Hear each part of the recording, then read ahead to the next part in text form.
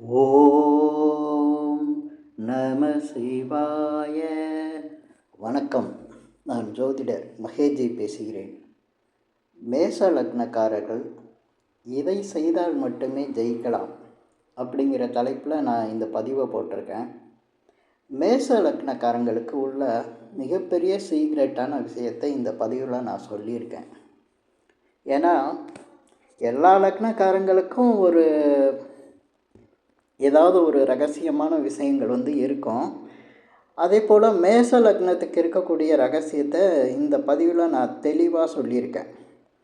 அதே போல் மேஷ லக்னக்காரங்களுக்கு இந்த மாதிரி தெரியாத விஷயமா இருந்ததுன்னா இது ரொம்ப யூஸ்ஃபுல்லாக இருக்கும். ஏன்னா ஜாதகத்தை வச்சு தான் நம்ம வாழ்க்கை நிலையை நடத்த முடியும்.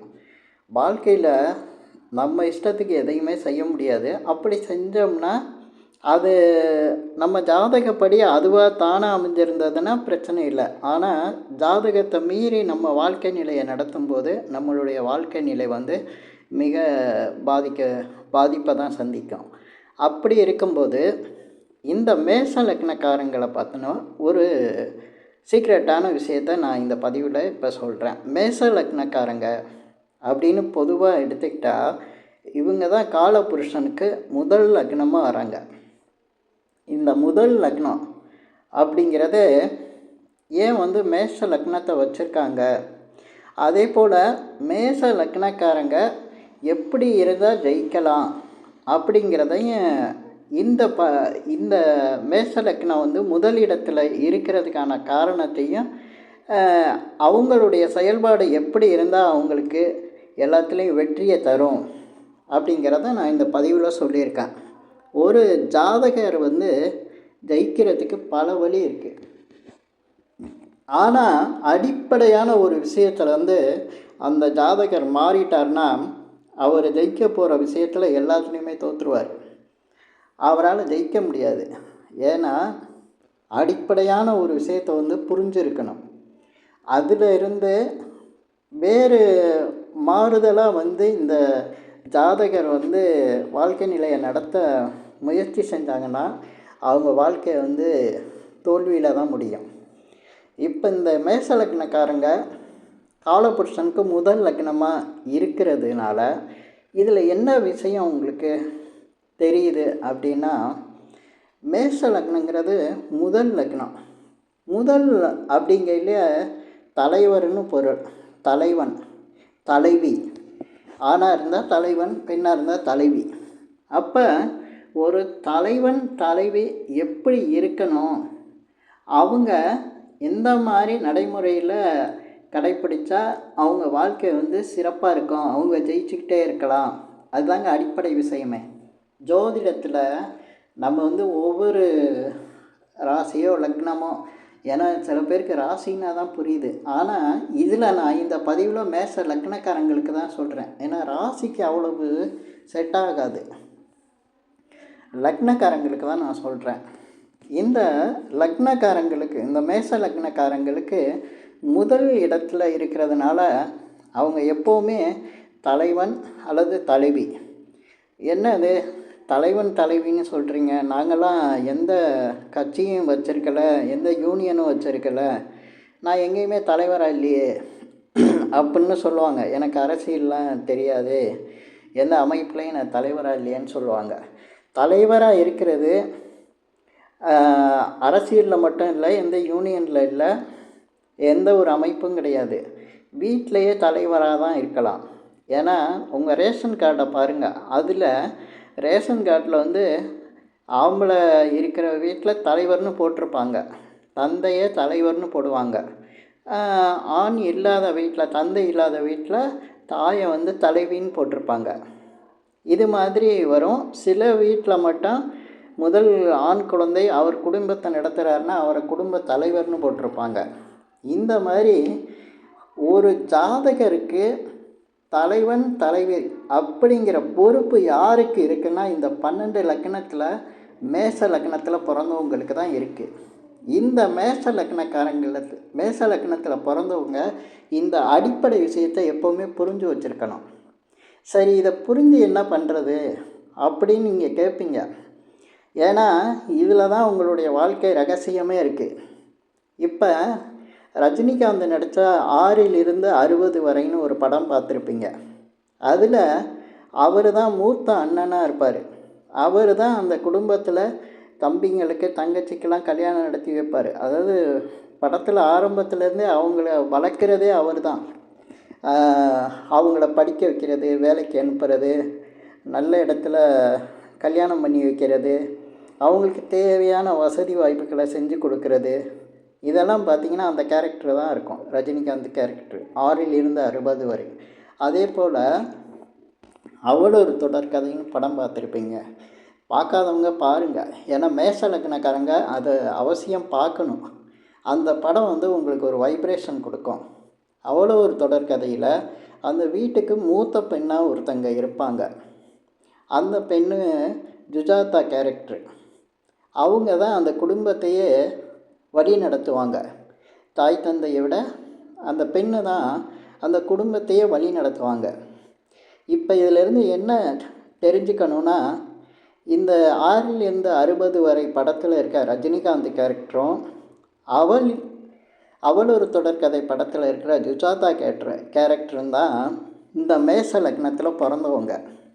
இவங்களுடைய வாழ்க்கை நிலை இப்படி தான் அமைஞ்சிருக்கும். ஆனால் அந்த படத்தில் அண்ணன் தம்பி அதே போல் அக்கா தங்கச்சி இவங்களுக்காக வாழ்க்கை நடத்துகிற மாதிரி காமிச்சிருப்பாங்க. ஏன்னா விதவிதமாக அது வாழ்க்கை நிலையில் இருக்கும்.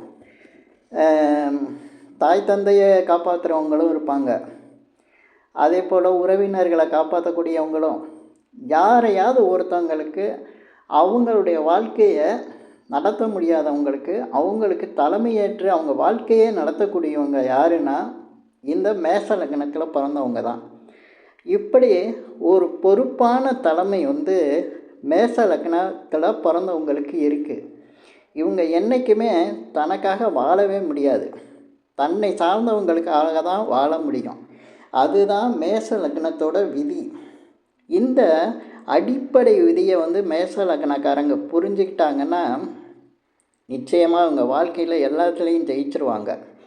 ஏன்னா இதில் இந்த மாதிரி மேஷ லக்னக்காரங்க பார்த்திங்கன்னா இந்த மாதிரி தம்பிங்களோட தங்கைகளோட அதே போல் தாய் தந்தையை இவங்களெல்லாம் காப்பாற்றணும் அப்படிங்கையில் நிறைய பிரச்சனைகள் வரும். வாழ்க்கையில் வந்து நிறைய பிரச்சனை வரும். உறவினர்கள் இந்த மாதிரி நண்பர்களை கூட சில பேர் காப்பாற்றிக்கிட்டு இருப்பாங்க. அவங்க குடும்பத்தை கூட பார்ப்பாங்க. அது கூட மேஷ லக்னக்காரங்க தான்.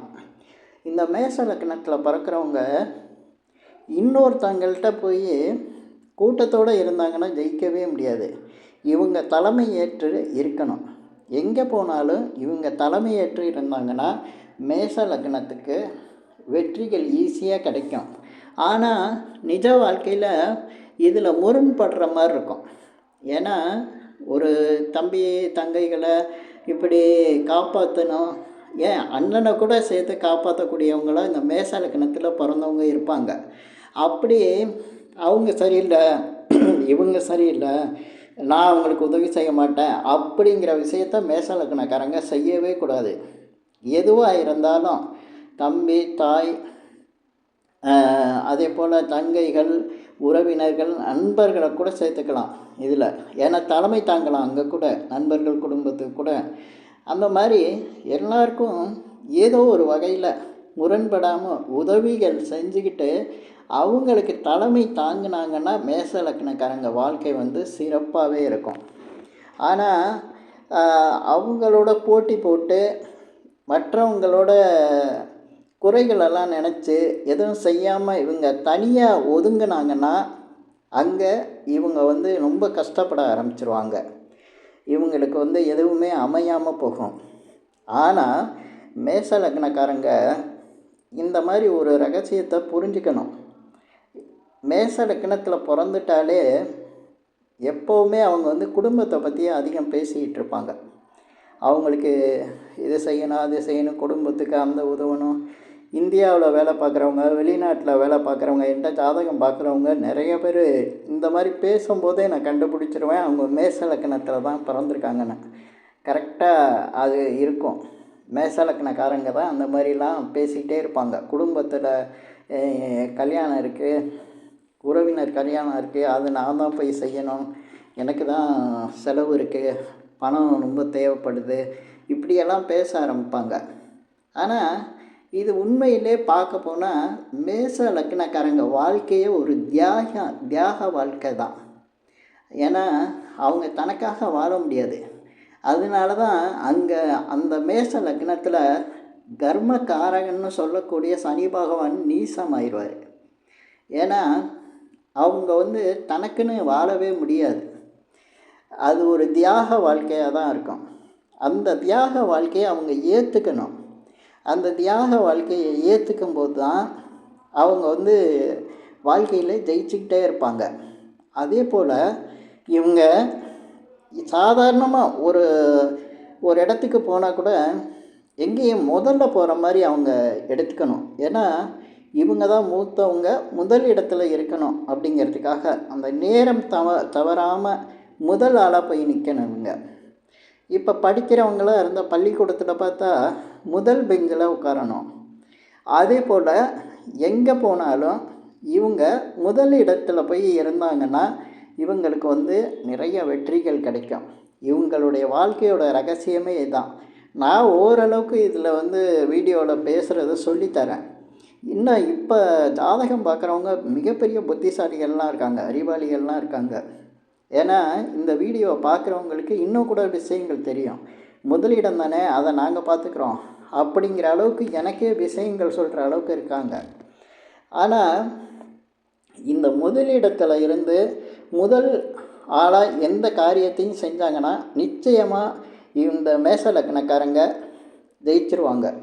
அதே போல் நீங்கள் ஒரு இடம் வாங்குறீங்கன்னா அந்த இடம் வாங்குறது, இப்போ ஒரு இடத்துல இடம் விற்கிறாங்க இல்லை வீடு விற்கிறாங்கன்னா அங்கே முதல் ஆளாக போய் நீங்கள் வாங்கிடுங்க. அந்த முதல் ஆளாக வாங்கும்போது உங்களுக்கு நிச்சயம் வெற்றி கிடைக்கும். இதே போல் எங்கேயுமே எதுலேயுமே முதல் ஆளாக நீங்கள் இருந்தீங்கன்னா நிச்சயமாக ஜெயிக்கலாம்.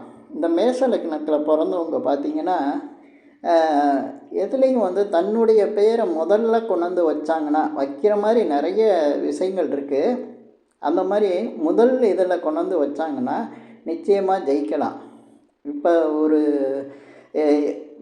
எந்த ஒரு காரியத்துக்கும் இவங்க இப்போ ஒரு நல்லதுக்கோ கெட்டதுக்கோ ஏதோ ஒரு விஷயத்துக்கு யாராவது கூப்பிட்டா கூட இவங்க முதல் ஆளாக போகணும். முதல் ஆளாக போனாங்கன்னா இவங்களுக்கு மிகப்பெரிய வெற்றி கிடைக்கும். ஏன்னா இந்த மேச லக்னக்காரங்களுக்கு எப்போவுமே முதல்ல இருக்கணும். ஏன்னா இவங்க தான் நம்பர் 1. அதே போல் அந்த காலபுருஷனுக்கு முதல் இடமாக காட்டுறதுக்கு காரணமே அது மேச லக்னக்காரங்களுக்கு வெற்றியை கொடுக்கும் அப்படிங்கிறதுனால தான். அதே போல் மேச லக்னக்காரங்க எதுலேயும் முதலிடத்தில் தான் இருக்கணும்.